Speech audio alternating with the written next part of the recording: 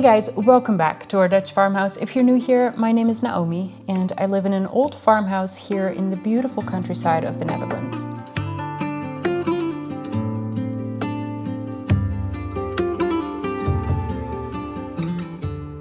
Currently we're right in that seasonal limbo where one day feels like summer and the next like deep fall. Dutch weather does have a little bit of a reputation. Around here we say we can't even predict yesterday's weather. So last week it was nothing but rain and storms, which is pretty typical for fall, though it's a little bit early for that. And then just to keep things interesting, over the weekend we suddenly had one glorious day of late summer, like 26 degrees, full sun, no wind. It was absolute perfection. Naturally, that was the only day that I managed to get out into the garden because I am a little bit of a baby when it comes to wind and rain and especially the cold.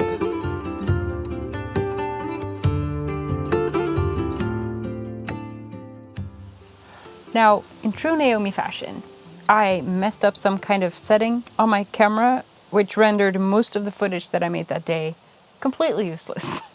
So that was fun. Everything was too bright and the quality was really, really bad. So I will include a couple of clips, but I'm afraid you're just gonna have to take my word for it that I actually did what I say I did. So I emptied out two of the other garden beds. I did leave this one intact because the spinach that's in there is still kind of going and the bell peppers are still turning red. So I'm just gonna leave them until they really die. But I did take out all of the things that kind of just stopped producing, like the zucchini and also the beans off of this arch trellis kind of thing. So it kind of looks like everything has been nicely reset.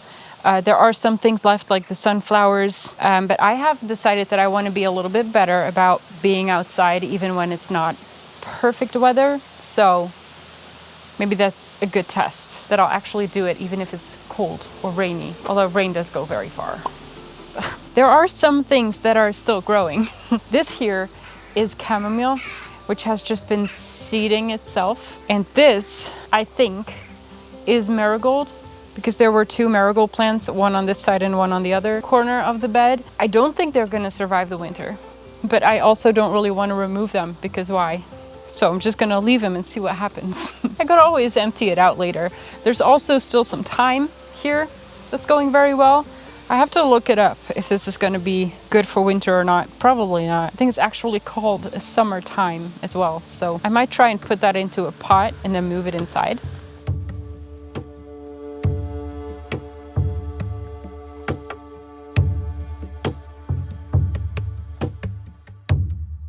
I got like pine sap or resin in my shirt.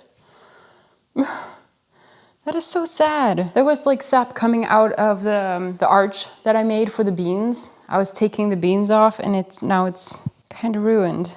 I tried getting it out with a bit of alcohol, but it's not really working. Can you see? I like this shirt. That is sad.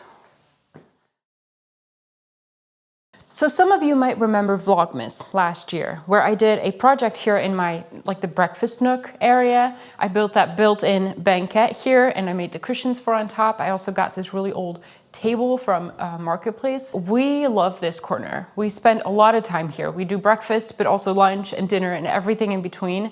We have a really big dining table on the other side of the living room and we rarely ever use it. We only use that when we get company and there's so many people that they don't fit around this table, but otherwise we're always sitting here. Also, it's very close to the kitchen, which as you know, is where I spend a lot of my time. There's no seating there, so this is the closest I can get to sitting somewhere close to my happy place. So we spend a lot of time in this corner, but I'm not super happy with the way it looks. It looks a little bit drab, for lack of a better word. It's not cozy, there's no sunshine really in this corner, so it's pretty dark, which is okay if you kind of embrace that coziness, I think, but that is not really what's happening. I put up this painting here, which I absolutely love, but it's way too small for this wall. I did put some effort into trying to create a gallery wall, but that didn't work out either.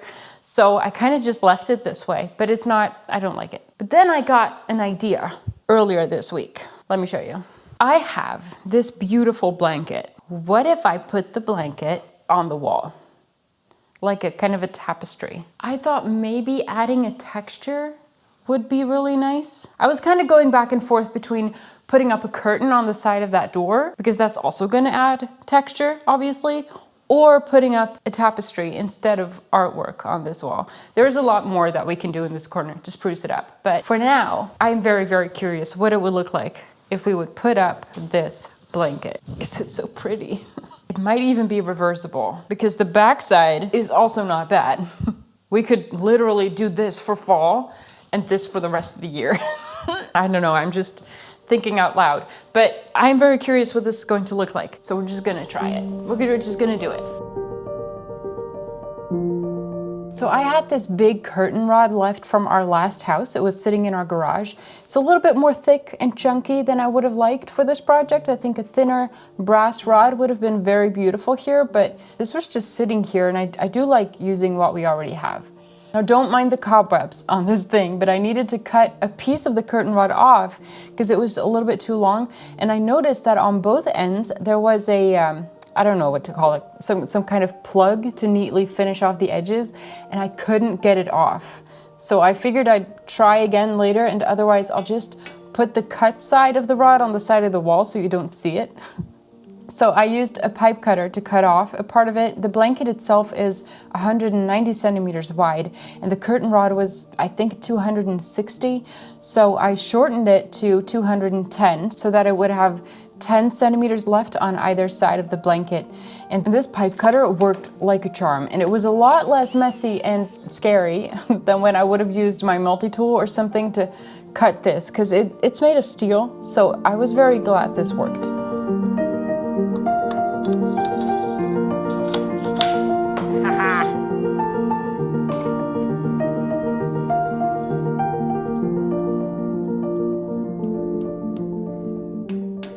So to hang the blanket up, I decided to use these curtain rings. They are from IKEA. I use them everywhere. I love these things. Now I had 20 of them left in my big box of curtain things, so I used all of them because I wanted the blanket to hang as straight and neatly as possible, which of course is very different from when you're hanging curtains, where it's actually nice that it has a little bit of a wavy thing going and some pleats and things. But for this blanket, I wanted everything straight, so I am using all of the 20 rings, and with the blanket being 190 centimeters wide, if I put one ring every 10 centimeters, it will come to 20 rings.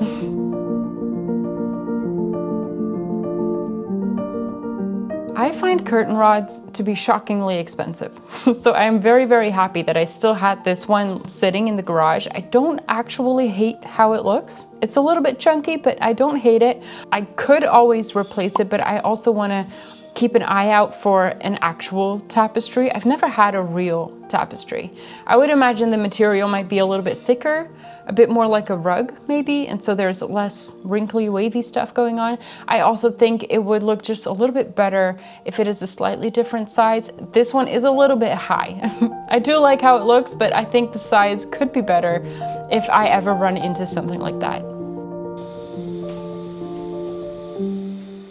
So how lucky are you if you're drilling a hole exactly in that 1 centimeter space that an electrical pipe is running?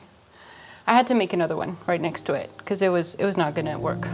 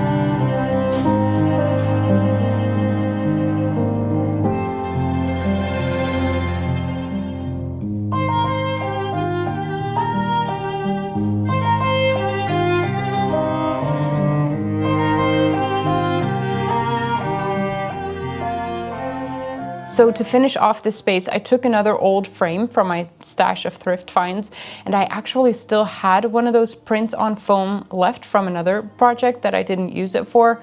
I have no idea where I got this print from because I've ordered this ages ago. This was sitting in a box upstairs. I actually ordered it for a different frame. I didn't use it then, so I just cut it to size for this one, put it in, and hung it right below this little shelf here. So, no more boring walls in this corner.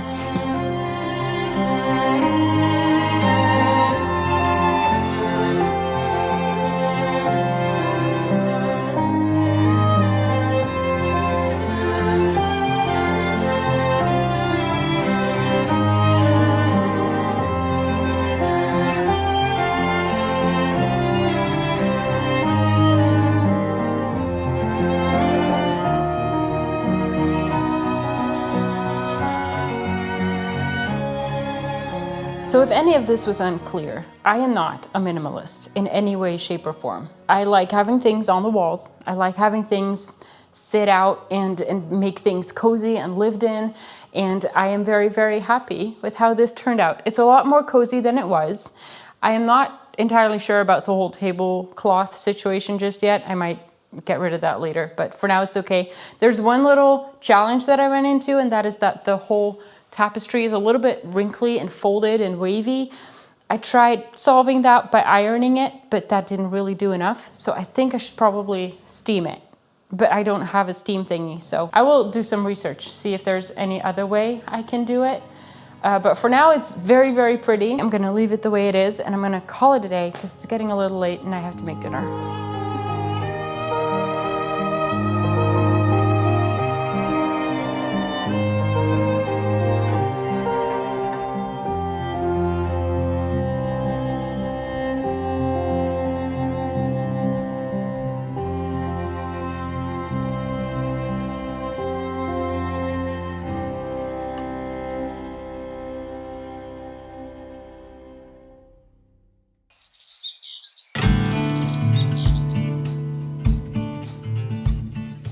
Good morning, guys. We went on a very early walk today. We live in the midst of these really big fields everywhere, and there is an old mill that we can actually see from our house. Now, we love to walk up to the mill. It's about a 45-minute walk there and then 45 minutes back. But you can actually go there straight through all of these fields, which means you're walking amongst all of the cows and everything, which is a lot of fun and a lot shorter. I think it takes us about 20 minutes if we go that way. We chose not to do that today though, because the grass was quite high and it was all wet, so our feet would have been wet, which is not ideal. But we still got a nice walk in, though I have to admit that I tend to forget to film when we're walking. I get very distracted by our surroundings. Why?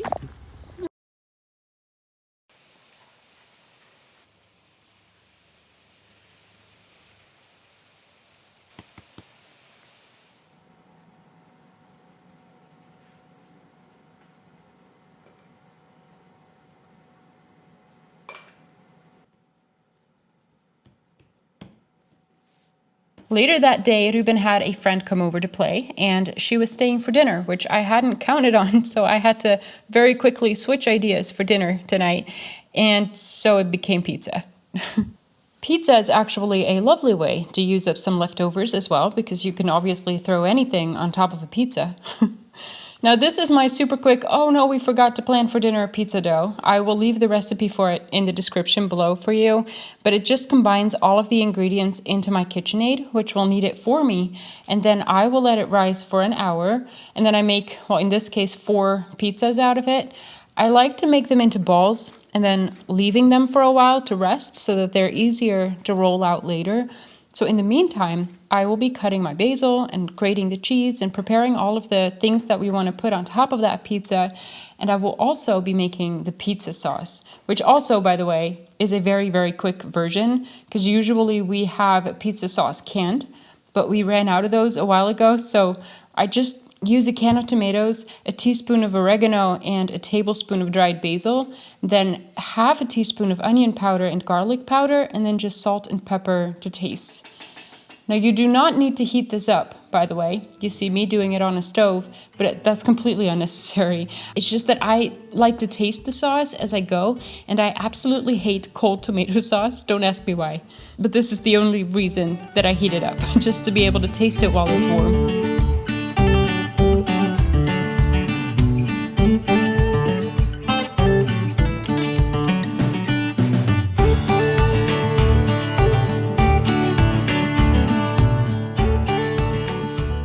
Now, it would have been really lovely if I'd gotten some pretty shots of the pizza as it was done, but I only managed to get this one before they were snatched away and eaten up. So I guess that's a good sign.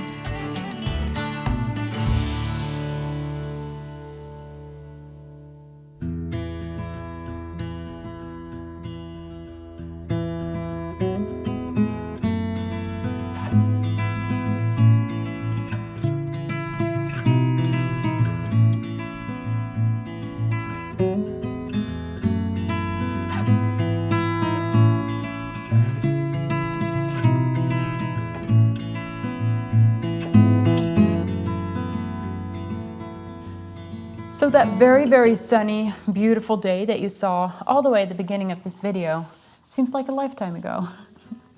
It is actually getting really quite cold. It is definitely getting weather for warm tea again. It's pretty chilly. Even the fluffy sweater came out again. I mean, can you believe it? So I thought, as it's getting colder, this might be a nice moment to talk a little bit about my knitting. I touched on this subject very briefly in my last video, and some of you actually had some questions. So I figured I would talk a little bit about it because I love talking about knitting. I don't mind. I have started knitting, I want to say, at the very beginning of this year. It was right before I started doing that pattern wall upstairs, and I started knitting this sweater. I actually showed this to you in my last video because I had to finish up the collar. So this is my very first sweater. And I actually started knitting because I wanted to knit sweaters. Now, people will tell you that it is a good idea to start knitting a hat because that is an easy thing to do. It's an easy thing to get started on. I don't really believe in that. And that is with every new skill that I learn. I don't want to start something easy. I don't want to follow a tutorial. I just want to make that one thing that I want to learn that skill for, and then I will learn on the way. And that first sweater might not be perfect, but that's okay. Because I learned everything I needed to know to make a sweater by making this thing. So, you know, if you're anything like me, don't start out with the super easy projects to learn things, because I'm gonna lose interest very quickly if I do that. Because I don't want to make a hat, I wanted to make a sweater. So just make the sweater and apply this to whatever skill it is you're learning and whatever it is that you want to make. So this is the very first sweater that I made. I believe the pattern is called Kerti. I'm not sure. I will put it down in the description though, so that you can find it if you're interested. I want to say it was pretty easy to follow because it was the first sweater I made and I finished it. So then I started working on this one. This is called the Cinema Sweater. It is by a designer called Veronica Lindberg. She is from Finland, somewhere up there. She actually goes by Kutovakika. That's what she's called on YouTube and on Ravelry as well. And this is called the Cinema Sweater, and that's important because she actually makes YouTube videos where she explains exactly how to make some of her sweaters. Not all of them, but there are some of her sweaters that she does a whole walkthrough on YouTube, and this is one of them. So this is just a video that you can follow along, and it's super easy if you want to start out and you want to learn how to knit a sweater. That is a perfect place to start. So definitely check out her YouTube channel and her website. I will leave everything in the description so that you can find her. Veronica Lindberg also made a book. I haven't actually knit anything from this book just yet, but she has really some amazing designs. I really love these, and I'm absolutely going to make these mittens for winter. But this is actually a very comfortable and a very nice sweater. I just kind of messed up on the sleeves, so I need to redo them. I need to unravel this so that I can make it smaller. I just haven't done that yet because I am working on something else, and so my needles, my circular needles, are stuck inside another project. And so I've actually ordered another set of needles so that I can work on two things at the same time. I expect them to arrive today. So although this was a very simple design, as in like all one color, I am very, very much in love with this style of sweater. This has a name. Is it called Lopi? I don't know. Never mind. Not important. Anyway, so you have to imagine the sleeves on this because I haven't done the sleeves yet. But I love it so much. I'm very excited for this to be finished. It's also very thick and very soft, and it's going to be perfect for winter. I like to knit with 100% wool. I have to say that this one was a little bit of a mistake. This is not 100% wool. This is a blend with a little bit of cotton, which is also why it's so incredibly soft. But it's still natural, so I'll allow it. So this is what I've knit since the beginning of the year, which is not a lot. And that is because when I was halfway through that cinema sweater, I injured my hand, if you may remember, from doing that pattern wall upstairs. And it took a very, very long time to get better. In fact, it is still not completely better, but at least I can knit again, which makes me very, very happy. So I actually picked it back up, I want to say 2 or 3 weeks ago, which is when I finished the green one and then started knitting this new one. And now I have actually gotten some wool to create socks as well, because Stefan wanted a pair of socks. So guess I'm gonna try that too. And with that extra set of needles, I can work on 2 projects at the same time. So that is nice. And then because I was into all of the Nordic sweaters, the Norwegian style sweaters, I got this. Whoops. And this just arrived last night. I haven't actually really looked through it yet, but there are definitely some designs that I really want to make. Like this one. So pretty. I will keep you updated on all of the knitting projects that I'm working on, and maybe one day when my stack of sweaters is high enough, I will do a whole knitting video for you guys. For now though, thank you so much for watching, and I hope to see you in the next one. Bye guys.